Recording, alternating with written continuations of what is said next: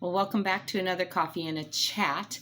Yes, I look a mess. I'm in the middle of working, and it's time to get the guys and feed them some lunch. But before I do, really quick, I wanted to just get on here and talk to you guys for a minute. So I've told you, I should probably turn the light on, huh? Maybe that'll help. I've told you about all kinds of things that have broke down and gone wrong and fallen apart at our house, and how I believe God is helping us grow to be able to handle the storm that is coming, but is already actually here and started, and all the things that we're learning out of that. When your life crashes in front of you and everything goes wrong and you can't get a break and it just wants to pull you under. I know you know what I'm talking about. I know you've been through something. In fact, I know some of you are going through something now. And that's why I'm getting on here right now. Is I've got a small handful of people today that I have spoke with, that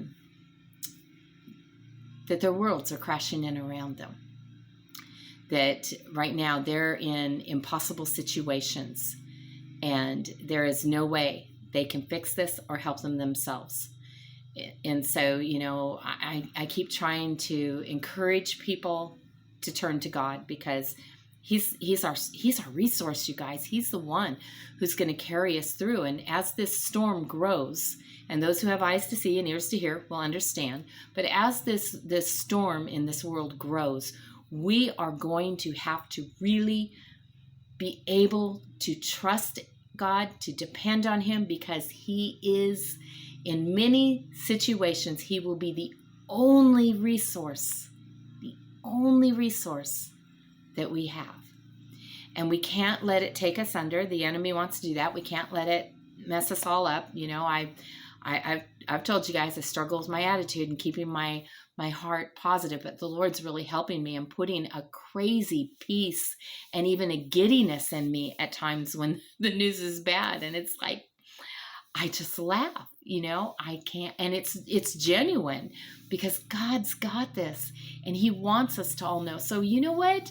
You may be going through some tougher times than what you thought you were. There may be some surprises come and get you, because God wants to help you grow and learn and be ready. So I just want this thing has come back to me. You know that old song, "It Is Well With My Soul"?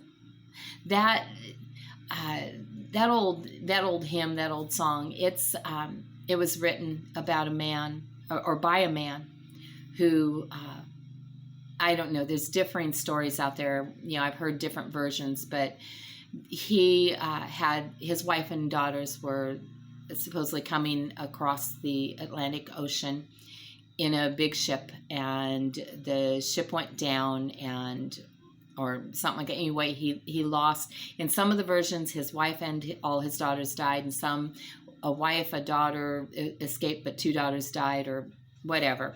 But what is in common is that he did lose family members, and then he had, when he was on a ship going back, I believe, to Europe, that they were coming to America, and then when he was going back to Europe, that he had them stop and pause at the place where his family had been lost at sea.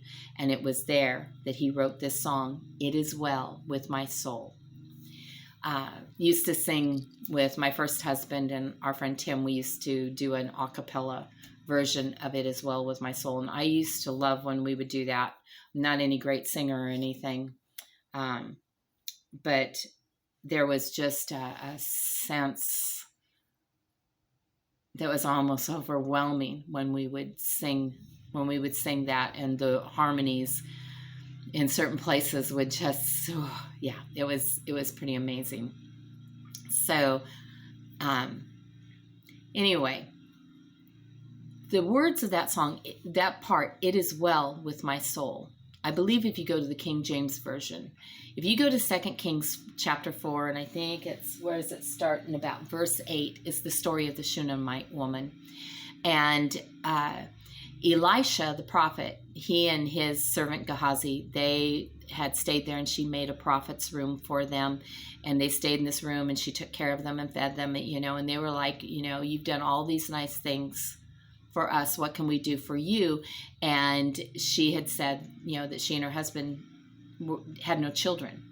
And so Elisha prayed for her, and she gave birth to a son, her only son, her miracle son, her one chance. And in time, a time comes when that boy gets sick. He gets really sick. I think it says that he had a headache or something, and his father sends him back to his mom. And anyway, what happens is the boy dies. But she doesn't just pull it all in and start grieving and call for them, to make arrangements for, I believe she has one of the servants move her son up to the prophet's room that was up in I've got a nasty fly in here, that was in the top part of her house, and lay her son down on the prophet's bed. Then she goes to her husband and asks for, I think, for a mule or something so she can send a servant to go find the prophet Elisha. And he's like, why, is everything okay? And she says, it is well. And I believe she even instructs the servant that everybody you come to, when they ask you, when you're looking for Elisha and they ask if anything's wrong, whatever, just tell them it is well. And so I've got those words, it is well, that I did a cross stitch of to put on a wall with the Ezekiel 4:8 reference, because that testimony really speaks to me, how she did not give up. And as it goes, they find Elisha. Elisha comes to the house, and he prays for her son and does stuff, and her son is raised from the dead. Now, of course, we don't see everybody get raised from the dead, and I know a lot of us have lost people we love lately, and it would be nice, because we're never ready for them to go. It would be nice to have them all raised from the dead and stay together, but that's not always God's plan. But there's something that was going on, that God had a testimony to be bore out of this. And so she had an impossible situation. There was nothing she could do about it, but she wasn't going to accept that it was over. And she knew where to go, and that was the man of God. Now, we don't have to go look for a man of God anymore because we know God. And through the blood of Jesus Christ, we have access directly to the throne of God, straight in there to the Father. And Jesus is the one, he raises the dead. He restores the discouraged, he heals the brokenhearted. He delivers us from all our infirmities. So, are you going through something right now? Is your world crashing in? Don't give up. Don't start, shouting out with your mouth a bunch of negative stuff that's not going to do any good. Don't punch the wall. Don't go nuts. Don't sit down and just start bawling your eyes out because all hope is lost. You guys, all hope is not lost. There's this thing I like to say, is that today's problems are tomorrow's testimony. See, whatever you're going through today, whatever I'm going through today, well, the one thing we can do that really will make a difference is put our trust in God to take care of our circumstances, to do for us what we cannot do for ourselves.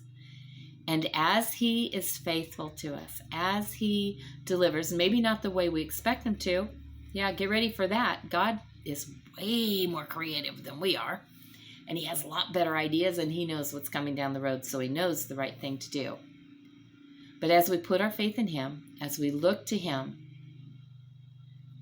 today's problems are tomorrow's testimony, where we can talk and speak and shout about the greatness of God in our lives, because he is great and the things he does for us are great. Is my car running yet? Well, you'll see this video tomorrow, so maybe, but at the moment that I'm recording this, nope, not yet. Truck's not running, nope. Down to one wood splitter, which you might hear in the background because our grandson's trying to split up some firewood. Is everything still kind of broke down? Yeah, Has more money come in? No. But I am sincerely, truly full of joy because I know God has a plan. And he's not going to abandon Marvin and I. He's not going to just leave us out there. The sun's still going to come up tomorrow. We will still lay down and go to sleep tonight. Yeah. Life will go on. But these problems, they'll become a memory of the past. The only thing I want to remember about the problems I go through is the testimony of what God did. So see, as the storm will intensify, and as the day will come for many of us, maybe all of us, to where the only resource we have, especially if we're being faithful to God, that the only resource we have left is Him, we're going to be okay. We're going to be okay. We can encourage each other, lift each other up, be community for each other, be each other's somebody, help each other through. Yes, we can. Because God knows what He's doing. And these things, Jesus said, you will have trials and tribulation. You will have hard times. These things simply must be so that Christ may return. Okay. I love you guys. I'm going to go tell the guys they can stop doing whatever they're doing and come in and have some hot soup to warm them up because it is a cold one today. And yeah, I love you guys. Can't wait to talk to you tomorrow. All right, you take care. Oh, and let me know the testimonies of what God's doing in your life, okay? It encourages me. All right, talk to you tomorrow.